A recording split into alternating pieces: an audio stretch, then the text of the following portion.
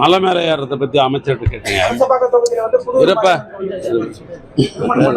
புதுப்பாளையம் மலை மேலே ஏற விஷயத்தை பொறுத்தளவுக்கு என்னன்னு கேட்டீங்கன்னாக்கா, சென்றாண்டு பெரிய மழை வந்து ஈரப்பதம் அதிகமாகி ஐஐடியினுடைய ப்ரொஃபஸர்லாம் வந்து மழையினுடைய உறுதித்தன்மையாக குறைஞ்சிச்சு, அதாவது கொல மண் ஆயிடுச்சு, அதனால தான் வந்து பாறைலாம் இறங்குச்சு அப்படின்னு சொல்லி அரசாங்கத்தில் வந்து சீஃப் செக்ரட்டரி லெவலில் கமிட்டிலாம் போட்டு பாதுகாப்பை கருதி யாருமே வந்து மேலே ஏற்றக்கூடாதுன்ற ஒரு நிலை போன வருஷம் இருந்தது.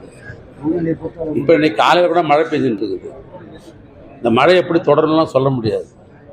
அதனால் வந்து அப்போ தீபத்தப்போ மலையினுடைய உறுதித்தன்மையை முடிவு செய்து தான் அப்போ வந்து ஆன்மீக மக்களை விடுறதா இல்லையான்றதை முடிவு பண்ண முடியும் மொழிய இப்போ வந்து பண்ண முடியாது.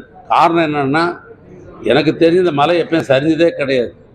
போன முறை தான் சரிஞ்சுது. அப்போ இருந்தே வந்து ஐஐடி ப்ரொஃபஸர் என்கிட்ட வந்து நான் கொண்டாந்து விட்டு டெஸ்ட் பண்ணதுக்கு, இல்லை சார் இந்த மலையினுடைய உறுதித்தன்மையெல்லாம் இப்போ வந்து குறைஞ்சிருச்சு, எங்கே பார்த்தாலும் மண்ணும் கல்லும் உள்ள மலையாக இருக்குது, அதனால் வந்து அனுமதிக்கக்கூடாது அப்படின்னு சொன்ன பிற்பாடு தான் போன வருஷம் அரசாங்கம் அனுமதிக்கலை. இப்பயும் மழை பெய்யுது. அதனால் மழை பெய்ஞ்சுட்டு இருக்கிறதால அந்த நிலையில் வந்து அப்பொழுது நாங்கள் வந்து என்ன நிலைமைன்றதை அப்போ அமைச்சர்கிட்ட சொல்லி எவ்வளோ பேரை விடுறதுன்னு அப்போ நாங்கள் முடிவெடுத்து சொல்கிறோம். இப்போத்தி அதை வந்து உறுதிப்படுத்த முடியாது.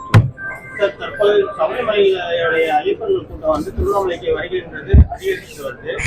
ஐயப்பன் பக்தர்கள் நார்மலாக வந்து அண்ணாமலை கோயிலில் 2 மணி நேரம் 4 மணி நேரம் காத்திருந்து சாமி தரிசனம் மேற்கொண்ட ஒரு நிலையில் ஐயப்பன் பக்தர்களுக்கு சிறப்பு தரிசனத்துக்கு ஏதாவது? ஐயப்பர் பக்தர்கள் மிகவும் பொறுமைசாலிகள், அமைதியானவர்கள், விரதமிருந்து கடுமையாக தங்களை பக்குவப்படுத்தி கொண்டவர்கள். ஆகவே அவர்கள் கியூ வரிசையில் நின்று சாமியை பார்ப்பதுதான் விரும்புவார்கள். அதை பற்றி நிருபர் கவலைப்பட வேண்டாம்.